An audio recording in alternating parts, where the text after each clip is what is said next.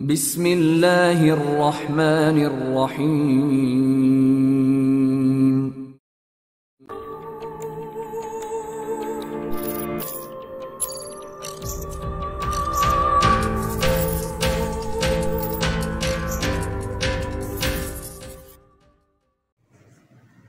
अस्सलाम वालेकुम दोस्तों।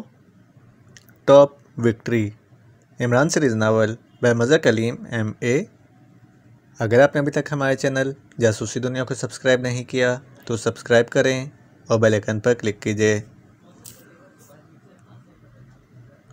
क्या हुआ, कैसी मुबारकबाद? जोडी ने हैरत भरे लहजे में कहा तो जागुडा ने इसे हार्ड मास्टर्स एजेंसी का एजेंट बनने के बारे में तफसील बता दी। Oh oh, well done, really well done. ये तो वाकई बहुत बड़ी खुशखबरी है, सब ने इंतहाई मुसरत भरे लहजे में कहा। अब इन्हें गोलियां मारकर हलाक करो और इनकी लाशें बर की भट्टी में डलवा दो, जैगर ने कहा। नहीं, मैं इनको आसान मौत नहीं दूंगा। इन सब की मौत इंतहाई इबरतनाक होगी। अब बहरहाल इन्हें मरना तो है ही, इसलिए अब पहले मैं इस सुरमा को देखना चाहता हूँ जिसने मर्जीना को हलाक किया है, जागुडा ने गुर्राहट भरे लहजे में कहा। और फिर इससे पहले कि मज़ीद कोई बात होती, पास पड़े फ़ोन की घंटी बज उठी तो जागुडा ने इस अंदाज में सर हिलाते हुए रिसीवर उठाया जैसे इसे मालूम हो कि ये किसकी कॉल हो सकती है। जागुडा बोल रहा हूँ। सिर्फ जागुडा नहीं बल्कि हार्ड मास्टर का टॉप एजेंट जागुडा। मेरी तरफ से मुबारकबाद कबूल करो जागुडा। अलबत्ता मुझे मर्जीना की मौत का बेहद सदमा पहुँचा है। हाँ, और मर्जीना की मौत का मैंने इन एजेंटों से भरपूर इंतकाम ले लिया है, इसलिए इसकी रूह को सुकून मिल गया होगा। तुम बताओ कि तुमने ग्रुप्स के तमाम अफराद को मेरे बारे में इत्तला दे दी है, जागुडा ने कहा। हाँ, और सब तुम्हारे हार्ड मास्टर्स के टॉप एजेंट बनने पर बेहद खुश हैं। ग्रेट एजेंट बनकर तुम अब मुझसे भी 2 कदम आगे बढ़ गए हो और हार्ड मास्टर्स के सब एजेंट और इनके ग्रुप्स तुम्हारी मतहती में आ गए हैं। हार्ड मास्टर ने ये अहकामात खुसूसी तौर पर जारी किए हैं, जॉर्ज ने कहा। मार्ज ने कहा, कुछो, हार्ड मास्टर वाकई कदरदान है। इसने मुझे टॉप एजेंट बनाकर मेरी देरीना ख्वाहिश पूरी की है और इसने मुझसे जो उम्मीदें वाबस्ता की हैं इनमें से कोई एक उम्मीद भी ऐसी ना होगी जो मैं पूरी ना करूं। अब तुम एक काम करो कि सब एजेंटों को वहां हेडक्वार्टर कॉल कर लो। मैं भी 1 घंटे में वहां पहुंच जाऊंगा और फिर हम सब एक ज़रूरी मीटिंग करेंगे। यस टॉप एजेंट जागुडा, हुक्म की तामील होगी, दूसरी तरफ से कहा गया। ओके, जागुडा ने कहा और इसके साथ ही इसने रिसीवर रख दिया। इसी लम्हे इसने एक आदमी के कराहने की आवाज़ सुनी तो वो चौंक पड़ा। सामने रोड्स वाली कुर्सी में जकड़े हुए अफराद में से एक आदमी को होश आ रहा था। गुड, लगता है इस पर से गैस का असर ख़त्म हो रहा है और इसे खुद ही होश आ रहा है। आने दो इसे होश, अब देखना मैं इसका क्या हशर करता हूँ, जागुडा ने इस आदमी को होश में आता देखकर मुसरत भरे लहजे में कहा। इसी लम्हे इस आदमी ने आंखें खोल दी और फिर वो उल्लुओं की तरह आंखें पटपटाता हुआ इनकी तरफ देखना शुरू हो गया। इमरान की आंखें खुली तो वो बेख्तियार चौंक पड़ा। वो इस वक्त इसी कमरे में था जहाँ पहले इसे रॉड्स में जकड़ कर रखा गया था और इस वक्त भी वो एक कुर्सी पर रॉड्स में जकड़ा हुआ मौजूद था, लेकिन इस बार रॉड्स ढीले ना थे बल्कि खासे टाइट थे और इन रॉड्स के फंक्शन को जाहिर है इमरान ने खुद ही ठीक किया था। इसने नज़रें घुमाई तो वो मर्जीना की लाश कुर्सी पर इसी हालत में देखकर बेख्तियार चौंक पड़ा। इसके साथ साथ इसके बाकी साथी भी कुर्सियों पर रॉड्स में जकड़े हुए थे और बारी बारी सभी होश में आने की कैफियत से गुजर रहे थे। इस बार भी सबसे आखिरी कुर्सी पर जूलिया जकड़ी हुई थी। सामने कुर्सी पर लंबे कद और वर्जिशी जिस्म का मालिक नौजवान बैठा था जो ना सिर्फ खासा वजीह था बल्कि इसके खदोखाल, गहरे स्याह बालों और नीली आँखों की वजह से वो कदीम यूनानी देवमालाई किरदार दिखाई देता था। इसे देखते ही इमरान ने इसे पहचान लिया। वो जागुडा था जिससे इसका पहले भी टकराव हो चुका था। जागुडा के साथ ही 3 और ताकतवर आदमी जो शक्लो सूरत से ही माहिर लड़ाका दिखाई दे रहे थे कुर्सी पर बैठे हुए थे। इसे याद आ गया था कि वो अपने 4 साथियों के साथ स्पेशल पॉइंट से निकलने की तैयारी कर रहा था कि अचानक इसे सटक सटक की आवाज़ें सुनाई दी और फिर इससे पहले कि वो कुछ समझता इसका जहन यकलख्त तारीख हो गया था और इसके बाद इसे अब होश आया था। इसका मतलब था कि जागुडा को यहाँ होने वाली गड़बड़ का इल्म हो गया था और इसने रेड पैलेस जाने के बजाय यहाँ आना मुनासिब समझा था और यहाँ इसने अंदर आने की बजाय बेहोश कर देने वाले गैस के कैप्सूल फायर कर दिए थे। चूँकि ईमान को ऐसी किसी कार्रवाई का तस्वुर तक न था इसलिए वो मार खा गया था और अचानक फायर होने वाली गैस के बाइस बेहोश हो गया था। जिसके नतीजे में वो अपने साथियों समेत एक बार फिर बेहोश होकर इन रॉड्स वाली कुर्सियों पर बंधा हुआ था। तुम सब बारी बारी अपने नाम बताओ। नाम? लेकिन स्कूलों में नाम तो नहीं, रोल नंबर होते हैं मास्टर जी। आप रोल नंबर बताएं, हम बारी बारी यस सर कहेंगे। तो तुम ही इमरान हो? जागुडा ने गौर से इमरान को देखते हुए कहा। कौन इमरान? मैं इमरान नहीं हूँ। अगर तुम मेरा नाम जानना चाहते हो तो पहले तुम अपना और अपने साथियों का तारुफ कराओ, फिर मैं अपना और अपने साथियों का तारुफ कराऊंगा, फिर तो ये मुज़ाकरात आगे बढ़ सकते हैं। इमरान ने कहा। You shut up, nonsense. तुम लोगों को इसलिए होश में नहीं लाया गया कि मैं तुमसे मुज़ाकरात करता फिरूं। तुम्हें इंतहाई इबरतनाक मौत मारने के लिए तुम्हें होश में लाया गया है।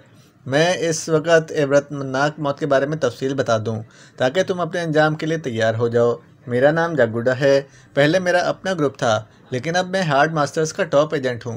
तुम पहले हमें यह बताओ कि तुम्हें मर्फी ने यहाँ पहुँचने का कहा था और तुम आ गए, लेकिन तुमने अंदर आने से पहले बेहोश कर देने वाली गैस क्यों फायर की? तुम्हें क्या शक हुआ था? इमरान ने भी संजीदा लहजे में कहा। पहले तुम मेरी बात का जवाब दो। क्या तुमने मर्जीना की आवाज़ और लहजे में मर्फी से बात की थी? हाँ। अब इस एतराफ़ में कोई हर्ज नहीं है, क्योंकि बहरहाल अभी हमने इबरतनाक मौत मर जाना है, और मैं चाहता हूँ कि मरने से पहले कम अज़ कम तमाम हालात एक दूसरे के सामने ले आएँ और सच ही कहें ताकि झूठ बोलकर हम जहन्नम में ना पहुँच जाएँ। इमरान ने जवाब दिया। हैरत है कि तुमने इस हद तक मर्जीना की आवाज़ और लहजे की नकल की कि मर्फी भी ना पहचान सका। ये मेरे लिए मामूली बात है, मगर तुम्हें शक क्यों पड़ा है? तुमने मर्फी से मर्जीना की आवाज़ और लहजे में बात करते हुए एक लफ्ज़ ऐसा बोल दिया था जिसके बारे में मर्जीना को इल्म तक ना था। कौन सा लफ्ज़? Red palace. रेड पैलेस के नाम से मर्जीना आगाह ना थी। रेड पैलेस मेरा ख़ास अड्डा है जिसके बारे में मेरे ग्रुप के सिवा कोई नहीं जानता था। इसी बात पर मर्फी चौंक पड़ा और इसने मुझे ट्रांसमीटर पर इतला दी। चुनांचे मैंने हर किस्म के रिस्क से बचने के लिए पहले अंदर बेहोश कर देने वाली गैस फायर करवाई और फिर हम अंदर आ गए। जागुडा ने तफसील बताते हुए कहा। ओह, तो ये बात है। लेकिन तुम तो क्रिमिनल हो, फिर तुम सरकारी एजेंसी हार्ड मास्टर्स के टॉप एजेंट कैसे बन गए थे? क्या यहाँ हम क्रिमिनल्स को टॉप एजेंट बना दिया जाता है? मैं पहले भी टॉप एजेंट था। हालात ने मुझे क्रिमिनल बनने पर मजबूर किया था, लेकिन इसके बावजूद मैंने कभी अपने मुल्क को कोई नुकसान नहीं पहुँचाया। मेरी फॉस्टर और मर्जीना से दोस्ती थी और इनके साथ मैं भी इस मुल्क के दुश्मनों के लिए भी काम करता था। हार्ड मास्टर्स का चीफ भी मेरी सलाहियतों का मुतरफ था। इसने मुझसे वादा किया था कि अगर मैं मर्जीना के साथ मिलकर तुम पाकिस्तानी एजेंटों को हलाक कर दूं तो मुझे वो हार्ड मास्टर्स में शामिल कर लेगा और मुझे टॉप एजेंट बना देगा। चूँकि फॉस्टर पहले ही हलाक हो चुका है और तुम लोगों ने यहाँ मर्जीना को भी हलाक कर दिया था, इसलिए हार्ड मास्टर्स में टॉप ब्रिज एजेंटों का खिला हो गया था। इसीलिए जब मैंने हार्ड मास्टर को तुम्हारी मौत की खबर दी तो इसने फौरी तौर पर मुझे हार्ड मास्टर्स का टॉप ब्रिज बल्कि टॉप एजेंट बना दिया, और अब मैं क्रिमिनल नहीं, हार्ड मास्टर्स का टॉप एजेंट हूँ। जागुडा ने कहा। हम अभी तक ज़िंदा हैं और तुमने हार्ड मास्टर्स के चीफ तक हमारी मौत की खबर भी पहुँचा दी। मतलब तुमने चीफ से झूठ बोला है? हाँ, लेकिन अभी कुछ ही देर में ये खबर सच हो जाएगी। मैं तुम में से किसी को भी ज़िंदा नहीं छोड़ूंगा। मेरे साथी खंजर लेकर तुम पर पिल पड़ेंगे और तुम्हारा रेशा रेशा अलग कर देंगे। तुम्हारी बोटियाँ उड़ाई जाएंगी और फिर तुम्हारी एक एक हड्डी को तोड़ दिया जाएगा। जब तुम तड़प तड़प कर हलाक हो जाओगे तो मेरे साथी तुम सबकी लाशें बरकी भट्टी में डालकर जलाकर राख कर देंगे। उठो साथियों, और खंजरों से इन सब की बोटियाँ उड़ाना शुरू कर दो। जागुडा ने बात करते करते यकलख साथ बैठे हुए साथियों से मुखातिब होकर कहा, जिन्होंने जागुडा के बात सुनते ही जेबों से तेज़ धार वाले खंजर निकालकर हाथों में ले लिए थे। अरे अरे, तुम्हें क्या जल्दी है? हम बंधे हुए हैं, ऐसी हालत में भला हम कहाँ भाग सकते हैं? हम तो तुम्हारी तरफ उंगली भी नहीं उठा सकते, और अब जबकि हमने मरना ही है तो थोड़ी सांस और लेने दो। चंद बातें अगर हो जाएं तो इसमें कोई हर्ज नहीं है। इमरान ने मुँह बनाते हुए कहा। वो दरअसल ज़्यादा से ज़्यादा वक्त हासिल करना चाहता था। इसने इस दौरान रॉड से निजात हासिल करने के लिए बहुत सोचा था, लेकिन अभी तक वो कोई ऐसी तरकीब ना सोच सका था जिससे वो रॉड से निजात हासिल कर सकता। ओह नहीं, ऐसा नहीं हो सकता। मैं जल्द से जल्द तुमसे फॉस्टर और मर्जीना की मौत का इंतकाम लेना चाहता हूँ। बल्कि मैं सोच रहा हूँ कि तुम सबकी अपने साथियों के हाथों बोटियाँ उड़ाकर यहाँ कुत्ते लाकर छोड़ दूँ, ताकि वो आज तुम्हारी लाशें खाकर अपनी भूख मिटाएं। और मेरे पास ज़्यादा वक्त नहीं है, मुझे हार्ड मास्टर के हेडक्वार्टर जाना है। मैंने हार्ड मास्टर्स के एजेंटों को कॉल किया है, वहाँ मेरे पूरे ग्रुप की पहली मीटिंग है, और मैं नहीं चाहता कि वो मेरा इंतज़ार करके ख़ुद यहाँ पहुँच जाएँ, क्योंकि मैंने सबसे यही कहा है कि तुम्हें हलाक कर दिया गया है। इसलिए अगर इन्होंने तुम्हें जिंदा देख लिया तो ये बात मेरे लिए तबाहकुन भी हो सकती है। चलो साथियों, शुरू हो जाओ। जागूडा ने पहले इमरान से और फिर आखिर में अपने साथियों से मुखातिब होकर इंतहाई करख लहजे में कहा। तो इसके साथी उठे और खंजर लेकर बड़े ही जारहाना और सफाकाना अंदाज में इनकी तरफ बढ़ना शुरू हो गए। इसी लम्हे जूलिया की आवाज़ से कमरा गूंज उठा। रुक जाओ, जूलिया ने हलक के बल चीख कर कहा और इसकी आवाज़ सुनते ही इमरान समेत सबकी नज़रें जूलिया की तरफ उठ गईं, जो आखिरी कुर्सी पर मौजूद थी। इसका पूरा जिस्म रॉड्स में जकड़ा हुआ था और फिर इससे पहले कि कोई कुछ कहता, यह लख्त किसी माहिर बाजीगर की तरह इसका जिस्म बिजली की सी तेज़ी से ऊपर को उठकर आगे की तरफ झुकता चला गया और दूसरे लम्हे वो कलाबाजी खाकर सीधी खड़ी हो गई थी कि जागूडा और जूडी दोनों हरकत में आ गए। जागूडा ने बिजली की सी तेज़ी से जेब से मशीन पिस्टल निकाल लिया था, जबकि जूडी ने, जो जागूडा की निस्बत जूलिया की कुर्सी से ज़्यादा करीब था, इसके हाथ में तेज़ खंजर था। जूलिया के कलाबाजी खाकर सीधी खड़े होते ही इसने इंतहाई फुर्ती से बाजू को हरकत दी और खंजर इसके हाथ से निकलकर बिजली किसी तेज़ी से सीधा जूलिया की तरफ बढ़ गया।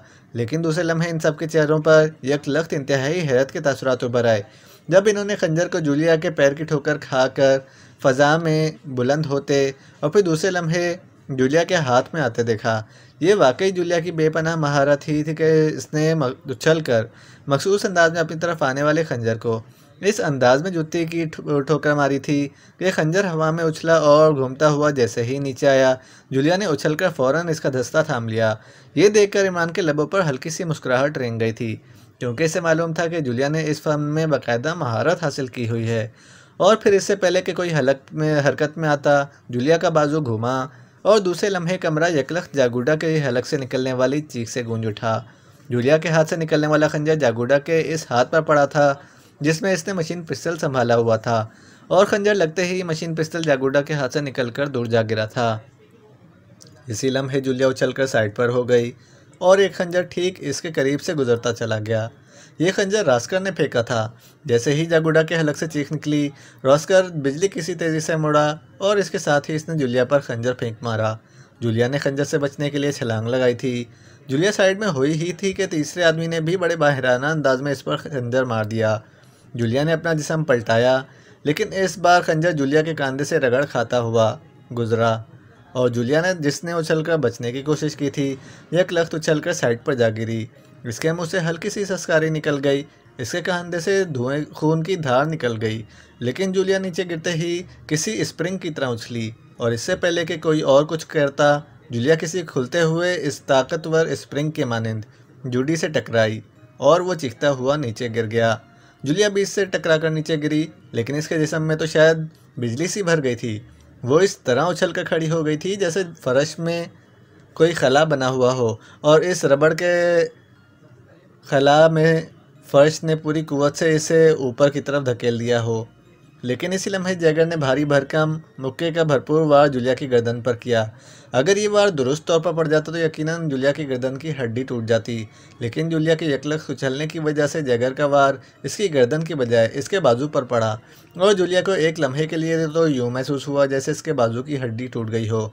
लेकिन दूसरे लम्हे जैगर चीखता हुआ फ़ज़ा में बुलंद हुआ और मशीन पिस्टल की तरफ दौड़ते हुए जागूडा से एक धमाके से जा टकराया और वो दोनों बुरी तरह से चीखते हुए एक साथ नीचे गिरे ही थे कि इसी लम्हे रॉस्कर और जूडी दोनों ने बैक वक्त मुखालिफ सिमतों में दौड़ते हुए अचानक जूलिया पर पूरी कुव्वत से छलांगें लगा दी।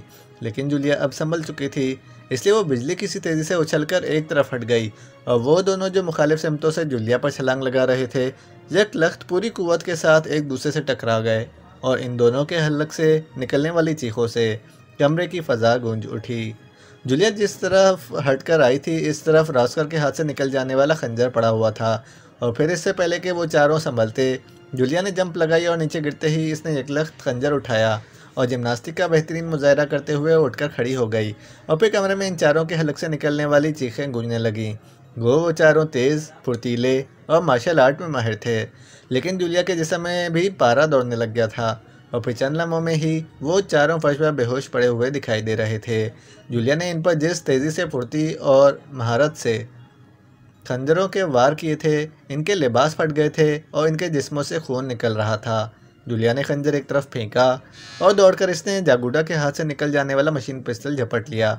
इससे पहले कि इमरान इसे रोकता, यकलख्त कमरा मशीन पिस्टल की फायरिंग से गूंज उठा और देखते ही देखते वो चारों अफराद बेहोशी के आलम में ही हलाक हो गए। ओह, ये तुमने क्या कर दिया? तुम्हें इन्हें हलाक नहीं करना चाहिए था जूलिया। सॉरी इमरान, ये बहुत ख़तरनाक थे, इनका खात्मा ज़रूरी था। जूलिया ने टाइगर से उंगली हटाकर ज़ोर ज़ोर से सांस लेते हुए कहा। मिस जूलिया दुरुस्त कह रही हैं इमरान साहब, अगर ये होश में आ जाते तो एक बार फिर मसला बन जाता। तुम कहते हो तो मान लेता हूँ भाई, अब मैं और कह भी क्या सकता हूँ। तुमने वाकई हिम्मत की है Julia, well done, really well done. Imran ने कहा तो अपनी तारीफ सुनकर जूलिया का चेहरा फ़रतो इन बिसात से खिलता चला गया। अब तो मुझे वाकई किसी लड़की से सोच समझ कर ही शादी करनी पड़ेगी, क्योंकि तुमने जिस तरह से इन चारों को चारों बल्कि नहीं 8 शाने चित किया है, मैं तो तुम्हारा एक हाथ भी बर्दाश्त नहीं कर सकूँगा। इमरान ने मुस्कुराते हुए कहा। तो सबके चेहरों पर मुस्कुराहट फैल गई।